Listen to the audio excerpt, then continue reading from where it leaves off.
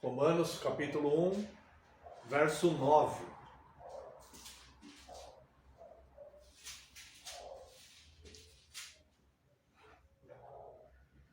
Romanos capítulo 1, verso 9.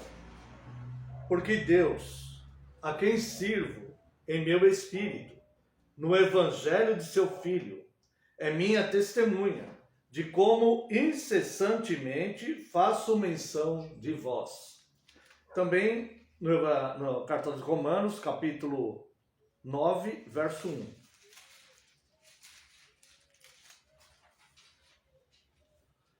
Digo a verdade em Cristo, não minto, testemunhando comigo no Espírito Santo a minha própria consciência. Até aqui, quero convidar os irmãos a uma breve oração, oremos. Pai Santo, excelso, eterno, glorioso, Deus Pai, Filho e Espírito Santo. Nesse momento de culto, Deus, chegamos agora diante da sua santíssima palavra, Deus, com todo respeito e reverência.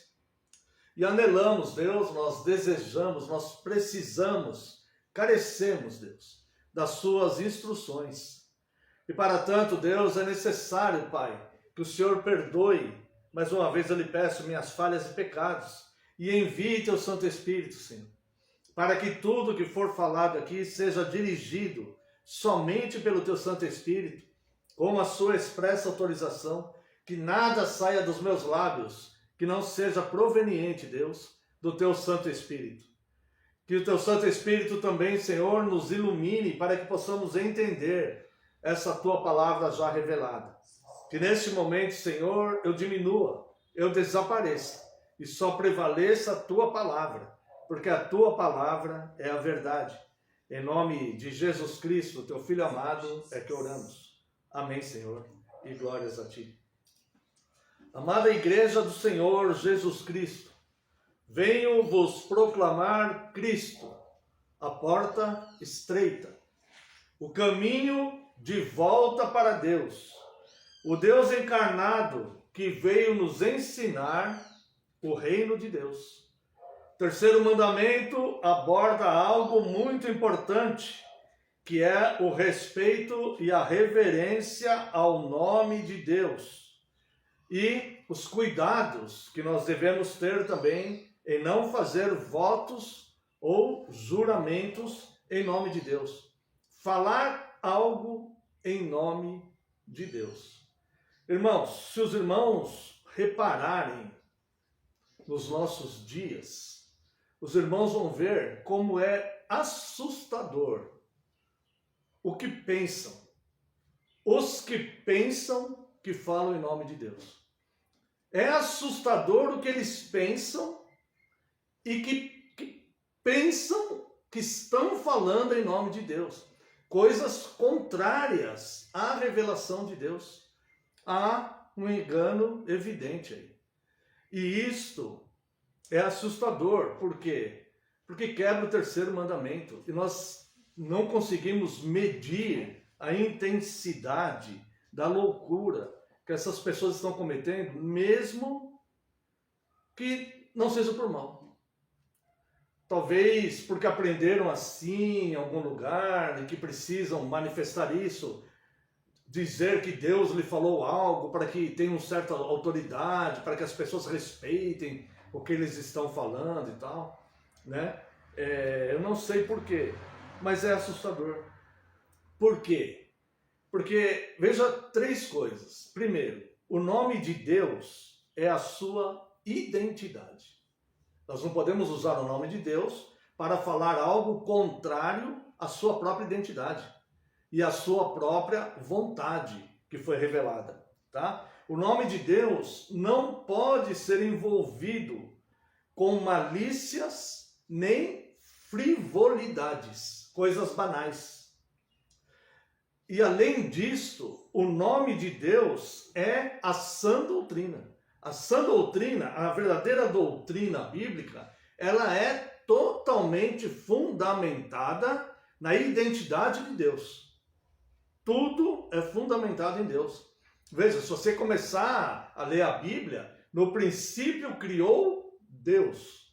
Quem? Deus. É tudo fundamentado fundamentado em Deus, tá? Então, o Deus vivo, ele exige todo zelo e toda responsabilidade. Vamos ver aqui nessas três coisas. Primeiro, o nome de Deus é a sua identidade. O nome de Deus não é apenas uma junção de letras, mas é a sua identidade, sua santidade e sua autoridade. Tá? Por que é importante fundamentar o nome de Deus nas coisas? Por exemplo, não furtarás. Você sabe que tem países que têm leis que não penalizam mais o furto? Sabia que tem isso? E alguns deputados aí no Brasil quiseram colocar essa lei como um projeto. Furtar até uma quantidade lá, não pode ser mais... não passou, né? Eu nem sei se foi votado já, mas a lei, esse projeto de lei seria isso. Furtar, pode-se furtar até tanto, um limite lá, um teto. Tá? Então, se a pessoa entrar numa loja e furtar alguma coisa que não atinge aquele teto, o dono da loja não pode mais chamar a polícia, aquela pessoa não pode mais ser presa. É absurdo, não é? Por que isso acontece? Porque ao longo do tempo, e preste muita atenção nisso, ao longo do tempo, a apostasia vai começando devagar. Como que começa a apostasia? Tanto dentro da igreja como na moral no mundo. Retirando o nome de Deus. O mundo chegou à seguinte conclusão: não pode furtar. Por que não? Quem disse isso? Não pode furtar. Certo? Não, na nossa sociedade, se a pessoa quiser furtar alguma coisa, ela pode até tanto. Não pode adulterar. Por que não? Quem disse isso? Então, foi tirado o nome de Deus da moral. E a moral, ela resistiu por algum tempo, mas sem o fundamento, ela se deteriorou. Consegue perceber isso? Tá? Então, ensinam que não pode furtar, mas não dizem quem falou que não pode furtar. Então, você tirou o nome de Deus dali, acabou o fundamento. E aquilo é como uma árvore que a raiz secou. O tronco, uma hora, vai cair, vai enfraquecer. É só questão de tempo. Então, se você tirar o fundamento, você tirou tudo.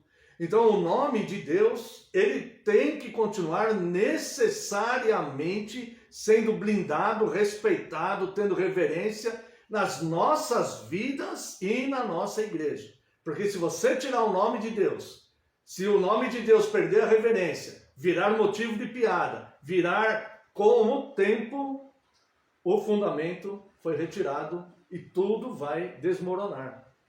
Então veja que o nome de Deus, ele é a identidade, não apenas uma junção de letras.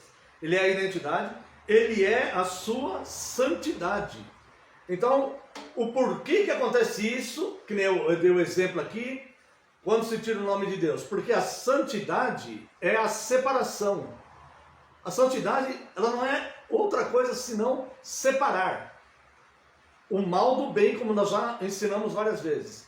Se você aborta isso da sua vida, você começa a aceitar o mal. Você aceita o mal. Porque todo mundo faz, porque está na moda, porque não precisa ser tão rígido assim, porque eu não quero ser um fanático religioso, porque eu não quero ser um legalista, porque eu não quero ser intolerante. Todas essas palavras que maçantemente estão colocando na mente das pessoas. Então todo mundo quer ser normal, mas não aos olhos de Deus. Todo mundo quer ser normal à sociedade, aos olhos da sociedade. E não percebe que a sociedade, ela perdeu o fundamento. A sociedade está à deriva. À deriva. Muitos países do mundo estão criando leis totalmente contrárias às leis de Deus. No próprio Brasil isso tem acontecido ao longo do tempo, já falamos sobre isso. Antigamente todo mundo casava na igreja, até quem não congregava. Até quem não congregava. Todo mundo casava na igreja, todo mundo batizava os seus filhos, ia lá numa igreja católica, lá batizava os seus filhos, não era assim? Todo mundo casava na igreja, era sempre assim. Toda essa questão foi se perdendo ao longo do tempo, e hoje nós estamos numa sociedade que está totalmente alheia às coisas de Deus, e as futuras gerações nem sequer ouviram o que nós ouvimos no passado. Elas já estão introduzidas numa uma situação onde a sociedade está totalmente longe de Deus, chamado período de apostasia previsto por Cristo há 2000 anos atrás, até mais de 2000 anos. Então, o nome de Deus representa a santificação, ou seja, eu saber separar o bem do mal. Se eu perder a reverência com o nome de Deus, eu perdi tudo. Perdi tudo. Tá? E a identidade de Deus na questão da santidade e a sua autoridade. Então, se eu perco a reverência com relação ao nome de Deus, e Deus pode virar piadinha em novelas, pode virar chavões e bordões. Quem não lembra de uma personagem de novela que falava Jesus apaga a luz? A gente via as mulheres falando na rua constantemente isso, sem sequer discernir a seriedade do nome de Deus, porque isso é maçante mesmo. Então começa a virar as piadinhas, começa a perder a reverência, vira piada, vira chavão, vira bordão, vira chacota, e mais ninguém respeita Deus, porque perdeu a autoridade. Mas na verdade, Deus não perdeu a autoridade. Deus continua reinando absoluto como ele sempre reinou. Os homens é que perderam a reverência, e ao perderem a reverência, por tanta malícia, piadinha e palavras frívolas, o homem já não consegue mais dar, ver, perceber a autoridade que existe sim em Deus. Ainda hoje, estávamos comentando a situação de doença na família, falamos, poxa, como nós somos inoperantes, como nós não temos poder para nada. Nós queríamos mudar essa realidade, queríamos mudar, mas nós não temos poder para nada. O que nos resta? Deus. Só Deus pode mudar essa realidade. Quando estamos diante de uma realidade tão complicada como essa, que nós vemos que nós somos ineficazes. Por mais boa vontade, por mais interesse, por mais desejo que tenhamos, nós não podemos fazer absolutamente nada. Podemos internar a pessoa e fazer um tratamento médico, tudo o que é possível ali, mas curar mesmo, salvar da vida, nós não podemos. Nos resta quem? O único que tem autoridade para todas as coisas, que é Deus. Agora imagine pessoas que perderam de vista essa autoridade de Deus. Essas pessoas olham para o mundo entregues à própria sorte, entregues a... ninguém pode fazer nada por elas, em situações que nós somos inoperantes. Então, irmãos, o nome de Deus, ele é fundamental para toda estrutura, não só a estrutura moral, como a sustentação, ela não é absoluta. Hoje você pega um adolescente, você explica uma coisa para ele, e ele olha para você e fala assim, não, mas essa é a tua verdade, a minha verdade é outra. Como se a verdade fosse relativa. Não, a verdade não é relativa. A verdade é absoluta. Quanto que é 2 mais 2? Mesmo querendo que seja 5, pode ser 5? Mesmo se o mundo inteiro quiser que seja 5, pode ser 5? Mesmo se todo mundo ficasse muito feliz que fosse 5, pode ser 5? Mesmo que nós persigamos todos os professores de matemática que ensinam, que insistem em dizer que 2 mais 2 é 4, mesmo que a gente mate todos esses professores de matemática, vai passar a ser 5? Vai continuar sendo 4. A verdade, ela é absoluta, não existe isso. Ah, essa é a tua verdade, a minha verdade é outra. Não. O teu desejo é outro. A tua vontade é outra. Você quer viver longe da verdade. Não que a tua verdade é outra, porque a verdade só tem uma. Entende? Então, o nome de Deus, ele é o fundamento de todas as coisas. Agora, olha só. Não é o fundamento de uma religião. É o fundamento da verdade. Porque Deus, ele trouxe a verdade, ele manifestou a verdade ao mundo. Quem lembra, quando nós estudamos filosofia? Os grandes filósofos pré-socratianos, até depois de Sócrates e tudo mais, queriam o quê? Encontrar a verdade e a comunicação da verdade, não é isso?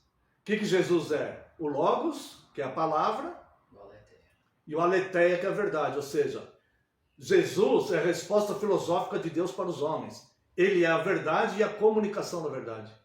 Ele é a verdade e se revelou comunicando a verdade. Olha, a verdade é essa. É a verdade absoluta. O único ser que esteve entre nós que pode dizer, eu sou a verdade. Eu não posso dizer para você, eu sou a verdade. Eu sou cheio de falhas, como um queijo suíço, cheio de buraco.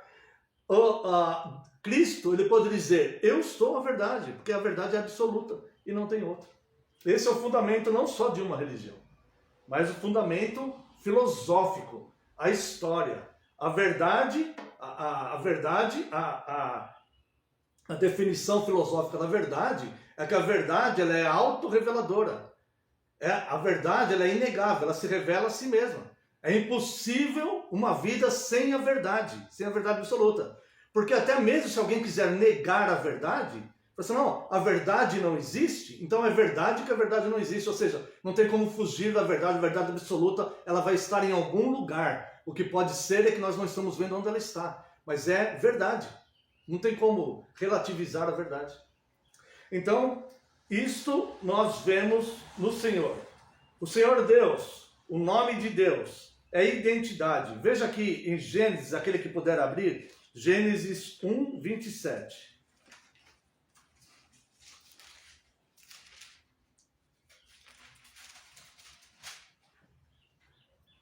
Criou Deus, pois, o homem à sua imagem, a imagem de Deus o criou, homem e mulher os criou. Isso aqui é verdade, porque quem fez isso foi Deus. Quem revelou isso foi Deus. E o nome de Deus é o fundamento da existência humana. Ou seja, a própria verdade criou essas coisas. Eu sou a verdade. A verdade criou o homem. Você existe porque você é verdade. Você veio da verdade. O homem e a mulher existem nesse mundo porque verdadeiramente eles foram criados, foram trazidos à existência. Senão eles não existiriam. Então, nós vemos aqui a identidade do homem, tá? Veja aqui no Salmo 124, verso 8, a nossa declaração de segurança que nós fazemos em todos os nossos cultos e que toda a igreja cristã deveria fazer também. Salmo 124, verso 8.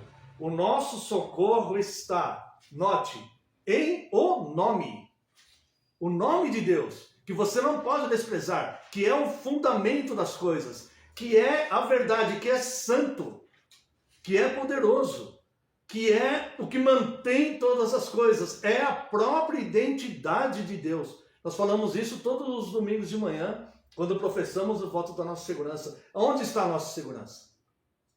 Em o nome do Senhor, Criador dos céus e da terra. O céu e a terra são verdadeiros, eles existem de fato, porque a verdade criou ele.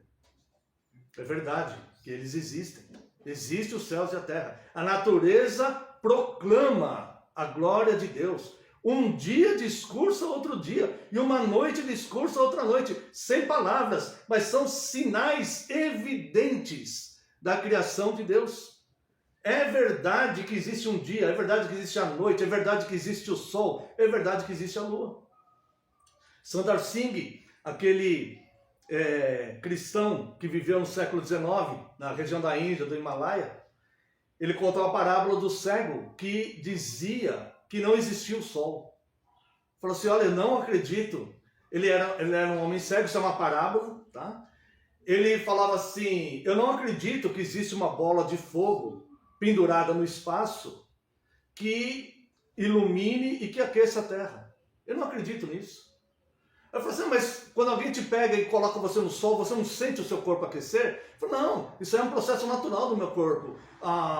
Quando o meu corpo está perdendo temperatura, o meu sangue, ele circula, o coração bate mais forte e o sangue circula com mais frequência, né, mais intensidade e aquece o meu corpo. Então, segundo essa parábola do Sundar Singh, um homem cego, ele não acreditava que existia uma bola de fogo suspensa no céu, que iluminava a terra, porque ele não via, ele estava em trevas. E o próprio aquecimento que ele sentia, ele negava que vinha do sol. Então, ele achava que o sol não existia. Mas o sol existe, e é verdade. Deus existe, e é verdade. Aquela moça judia, que eu esqueci o nome dela, ela fugiu de um dos campos durante a Segunda Guerra Mundial. Ela conseguiu fugir dos nazistas. Ninguém sabe como ela conseguiu fugir. Ela conseguiu fugir daquele campo de concentração de Auschwitz, né, que era um dos mais terríveis e mais seguros. Ela fugiu e se escondeu numa caverna. E ficou até o final da guerra escondida dentro de uma caverna. E ela foi encontrada bem debilitada por soldados norte-americanos, né, que entraram ali, tiraram ela daquela caverna e tudo, e começaram a pesquisar como ela sobreviveu lá dentro, né? Então ela conseguia comer algumas, até vermes, essas coisas que tinha dentro da caverna ali, pequenos animais, e ali tinha goteiras de concentração de chuva, mas ela escreveu na parede, não é porque eu não vejo o sol, tanto que quando ela saiu, ela não conseguia enxergar, porque ela ficou muito tempo no escuro. Ela falou assim, não é porque eu não vejo o sol, que o sol não está lá. Não é porque eu não vejo o amor de Deus em tudo que está acontecendo, que Deus não existe. Ela escreveu isso na parede da caverna. Tá? Então, o nome de Deus, ele não pode ser tirado da nossa sociedade, não pode ser tirado da nossa vida, ele não pode ser tirado da nossa igreja, porque ele é a verdade absoluta e é o fundamento de todas as coisas. Se nós negligenciarmos o terceiro mandamento, nós perdemos tudo, irmãos. Perdemos absolutamente tudo e até a nossa fé ela estará vacilante. Veja que o nome de Deus não pode ser profanado, pois será réu de juízo quem o fizer. O mandamento diz, não tomarás o nome do Senhor teu Deus em vão, porque eu não terei por inocente, se Deus falando, eu não terei por inocente o que tomar meu nome em vão. Quem não é inocente é o quê? Culpado. Não tem meio termo nisso. Condenado. Ou é inocente ou é culpado. Não há meio termo. É por isso que nós, com amor, não por uma intolerância religiosa, coisa assim, por amor, devemos avisar as pessoas. Olha, não faça piada com o nome de Deus, não ria de Deus, não zombe de Deus, não use o nome de Deus de forma banal, forma frívola. Não faça isso. Tá? Nós devemos sim fazer isso. Tá? Se não será tido por inocente, será tido como culpado, portanto, condenado. Obra de justiças dos salvos. Eu gostaria de que os irmãos que puderem abrissem lá em Apocalipse, capítulo 14, verso 13.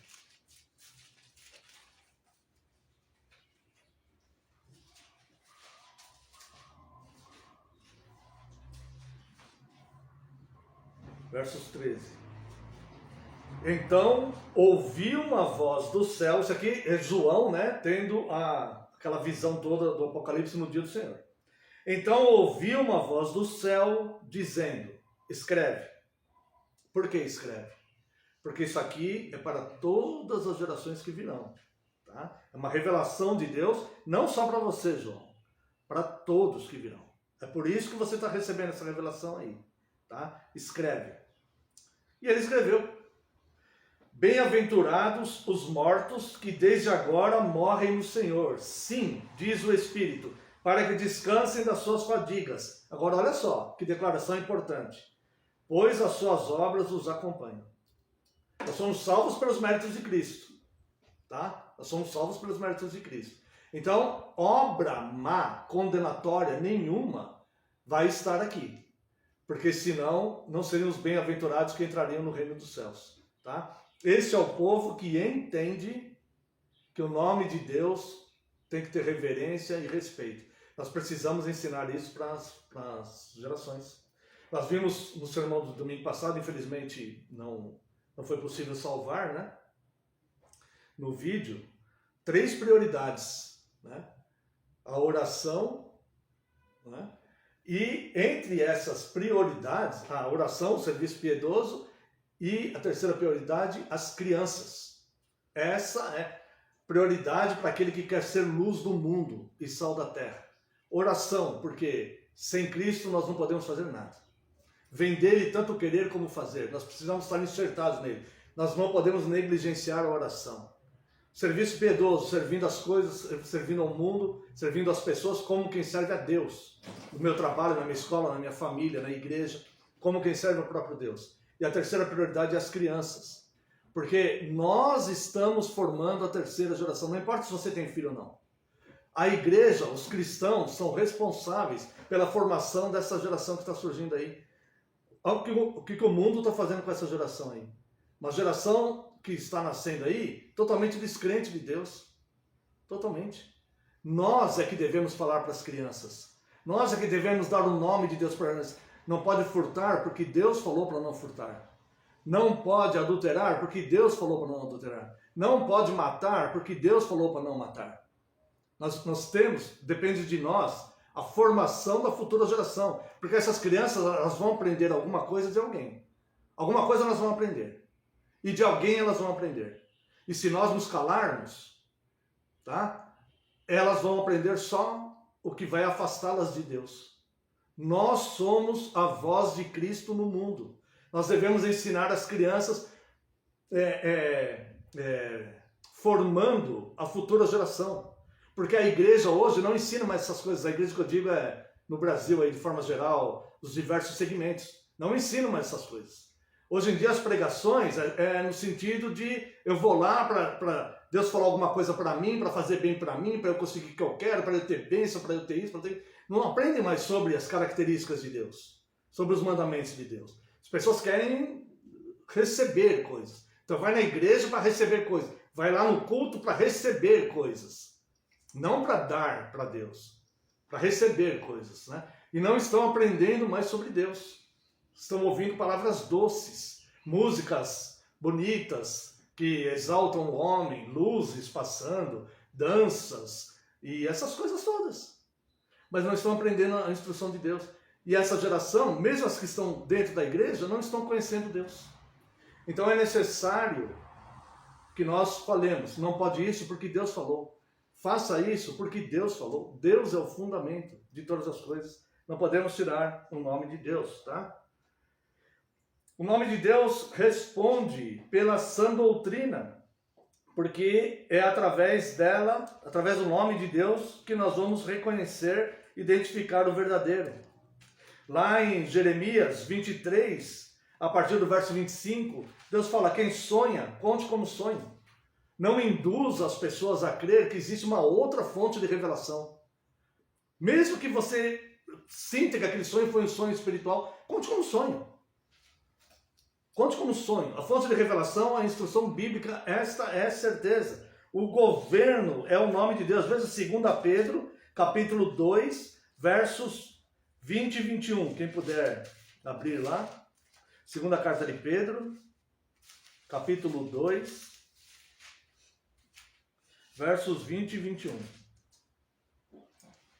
Portanto, se depois de terem escapado das contaminações do mundo, mediante o conhecimento do Senhor e Salvador Jesus Cristo, se deixam enredar de novo e são vencidos, tornou-se o último estado pior que o primeiro, pois lhes fora melhor nunca tivessem conhecido o caminho da justiça, do que após conhecê-lo, voltarem para trás, apartando-se do santo mandamento que lhes fora dado.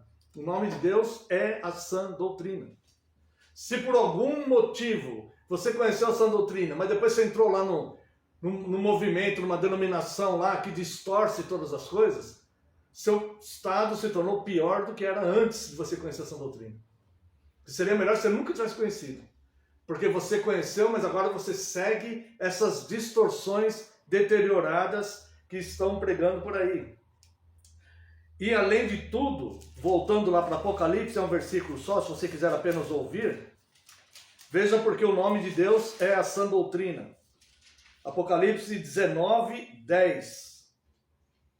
Prostrei-me ante os seus pés para adorá-lo. Ele, porém, me disse, vê, não faças isso.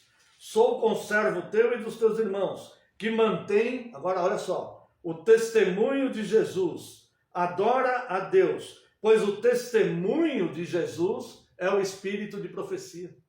Tem uma seita aí muito abrangente aí, que todo mundo acha que é a igreja verdadeira, que fala que o espírito de profecia é uma mulher que viveu no século XIX e que escreveu muitas coisas lá. A Bíblia fala que o espírito de profecia é Cristo. É Cristo, não é uma mulher do século XIX, é Cristo. Olha só, não adore a mim, adore a Deus, tá? Mantém o testemunho de Jesus, adora a Deus, pois o testemunho de Jesus é o espírito da profecia. Tá? Então, a verdade, a profecia, o fundamento, eles têm nome. É o nome de Deus. E esse nome deve ser guardado nos nossos corações com muito amor. Tá? Não vai dar tempo de ler todos os versículos que eu coloquei aqui, mas eu vou mencionar. O nome de Deus é autoridade sobre enfermidades físicas e emocionais. Lucas 10:9. Depois você procura lá. O nome de Deus é autoridade sobre demônios. Lucas 10:17. O nome de Deus é autoridade sobre as intempéries da natureza. Marcos 4:39-41. O nome de Deus é autoridade sobre toda a criatura. Filipenses 2:10 e 11. O nome de Deus é santificador e regenerador. 1 Coríntios 6:11. O nome de Deus é o selo da entrada no reino eterno, através do santo batismo. Atos 2:38 e Mateus 28:18. O nome de Deus perdoa pecados. Somente Ele tem poder de perdoar pecados. Salmos 130, verso 4. Sobre os textos que lemos, de Romanos 1:9 e 9:1, Paulo invoca Deus como testemunha da verdade para algo relacionado ao próprio Deus e à sua verdade absoluta. Então, aquele texto que nós lemos, Paulo invoca o nome de Deus para testificar a própria verdade. A teologia, teologicamente, a definição da mentira é a negação da verdade. A verdade bíblica é Cristo, João 14:6. O autor ou pai da mentira é o diabo, João 8:44. Escolhei agora quem serviço. Sendo, portanto, assim, a mentira é negar a verdade de Cristo. Portanto, se a verdade bíblica é Cristo, logo a verdade são os valores da moral cristã. Essa moral defende prioridades. A verdade é Cristo, amor e misericórdia. Arrependa-se, portanto, dos vossos pecados e submeta-se a Cristo, para que tenha misericórdia de ti e te salve da ira de Deus, que virá sobre todo o pecado. Amém. Quero, como resposta